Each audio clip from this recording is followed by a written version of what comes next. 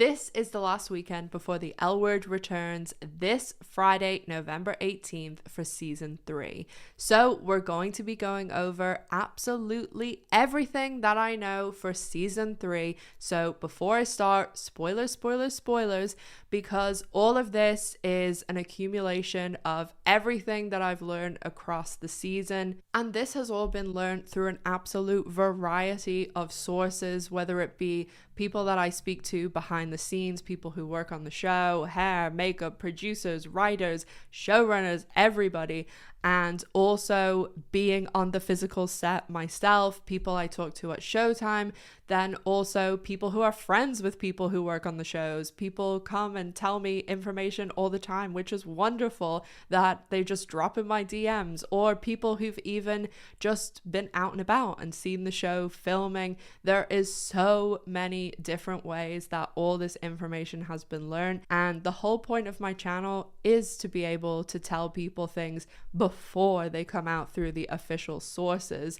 So of course a lot of this stuff isn't confirmed, and you'll just either have to take my word for it, or you can save this video, bookmark it baby, and come back after the season has ended and tell me how right or how wrong I was. But I have a feeling it will be the former. So let's get right into it. So first up is episode 1 last year, and as most people know, this episode starts last year when the season 2 finale happened, and we're carrying on seconds after that.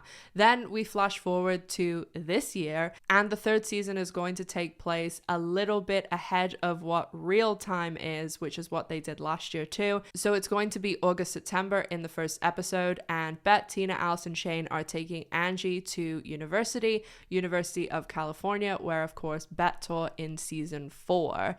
So that episode is also going to be moving in our Bette and Tina getting back together direction. And then in episode 2, we do have Bette literally running through traffic, imagine me and you style, to win Tina back. We do have the art exhibit in that episode too, so we did get that split-second scene in the trailer that showed Bette and Tina looking very reminiscent of when they originally met, that flashback that we got in season 1 of the original. So I'm sure we will get some scene reminiscent of that in episode 2, and who knows, in those first 2 episodes we may even get a scene to rival the elevator scene, the stir fry scene, and other such scenes. So episode 2, we should get Bette and Tina back together, and then they will literally ride off into the sunset temporarily, and they will be missing from episodes 3 through 8, and then they will return in episodes 9 and 10, which I'll talk more about when I get to 9 and 10. So for the most part, that is the storyline for episode 2, Los Angeles traffic. And even though I didn't say it before, Bette is obviously running through Los Angeles traffic, and Shane, Tess, Alice, and Angie are in the car cheering her on. So moving on to episode 3, which is titled Quiz Show. I mean, it doesn't take a rocket scientist to say that the first episode where they are departing from the L title is the first episode that Bette Porter isn't in. So episode 3 has a ton of guest stars: Margaret Cho, Kehlani, Joey Lauren Adams, and also in episode 3 we get kind of a cliffhanger in episode 2 where Gigi is in an accident. The ambulance that we saw really early on in filming, the guy who played the paramedic posted it. Then in episode 3, I'm assuming it wasn't really like a big deal because I saw in the promo pictures that Gigi looks fine, so it doesn't seem to be a big deal. And this is actually Gigi's last episode. I do think they're setting it up so that Nat and Gigi leave together, or maybe not even leave, just stay in LA, but that seems to be the direction they're going in. And that little clip from the trailer where Dani's throwing the water bottle, I think she's throwing it at Nat and Gigi. So moving on to episode 4, that is the Halloween episode. Kehlani is also in this episode, And we do have another guest star in this episode. I've been talking for about 3 or 4 months about the fact that I think Daniel C is coming back to the show. Just honestly, it was based on their Instagram where they were following like people who worked on the show, like hair and makeup, and they were in LA. So Max is back in this episode, I think. And I think Tess and Shane go through it in this episode because Tess is throwing the water on Shane. Tess's mum does seem to be introduced in episode 3. So Shane and Finley are like renovating. It looks like Shane's house. So I do think that Shane and Tess, maybe they don't break up, but they might have like a big argument here. But it is possible they could break up too. Oh my God, the drama. Like, beyond. No, I mean, I really do think everyone's gonna lose their minds. Like, literally, like, it's insane. Yeah. It's so over the top, and by the time we get to 10 is so crazy. Insane. Oh my God. Super fun season for your character. Yes.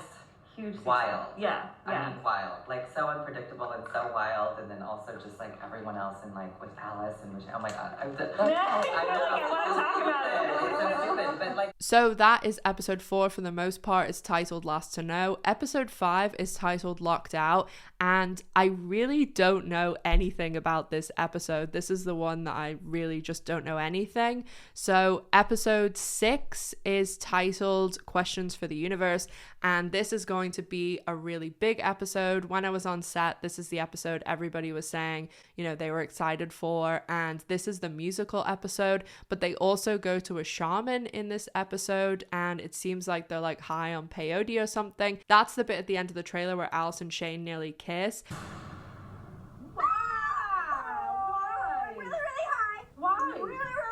And you can see like Dani, Sophie, Micah in the background. So I think they all go there together, and I think it's like taking place in their head, and that's where like the musical comes in, because otherwise I don't know how a shaman like enters into all of that. And the shaman thing we've known for like a really long time, because I remember Rebecca, who's really good at getting Gen Q information. I remember her telling me about this like a really long time ago. So we've known that for quite a while. Also an OG appearance here, so leave your guesses in the comments. Episode 7 is another one I don't know a huge amount. It's titled Little Boxes. It is the one that it seems though Rosie gets another love interest, or Carrie gets another love interest, and I do think this is going to be played by Marja's friend. This is the episode, I think, where Carrie is answering the door in the trailer and she has the bowling shirt on. And I think it's quite significant scene because, one, we saw Marja post that bowling ball picture on Instagram, and also the crew actually made those bowling shirts, and instead of like the bowling team, it has like the L Word Generation Q season 3 on it. So I think there's a big thing going on in this episode, and maybe Carrie is like joining the Gen Q newbies. So we'll see what happens there. Episodes 8, 9, and 10 we don't have titles for. Episode 8 is another one that I don't know tons about, but I do think Tom is in this episode. Around when they were filming, it could be episode 7 because it was around when they switch episodes. One of the hairstylists posts a video where you see Donald Faison and Leisha Haley like walk behind.